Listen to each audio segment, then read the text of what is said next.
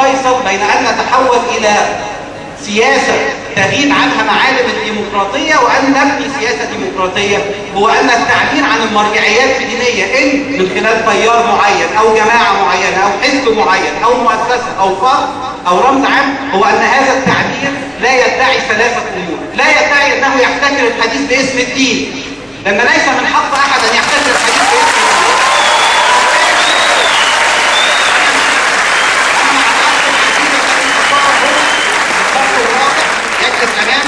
عندما تحدث السيد الدكتور عبد العزيز رئيس الجلسه وقال التيار الديني، فصححت له وقلت بل التيار الاسلامي، ونحدد ونقول جماعه الاخوان. الاستاذ صبحي يتحدث باسم جماعه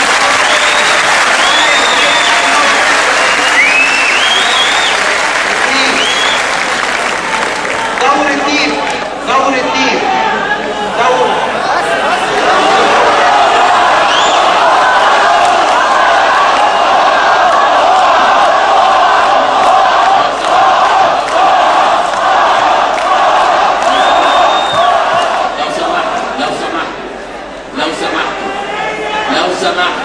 ممكن نطلب امر واحد، ممنوع الهتاف لو سمحت. يا استاذ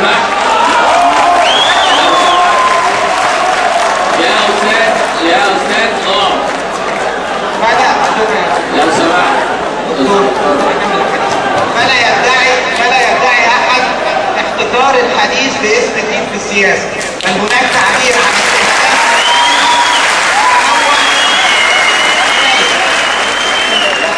جماعة الإخوان المسلمين في 2011 تختلف عن جماعة الإخوان في التسعينيات، في الثمانينيات، في السبعينيات،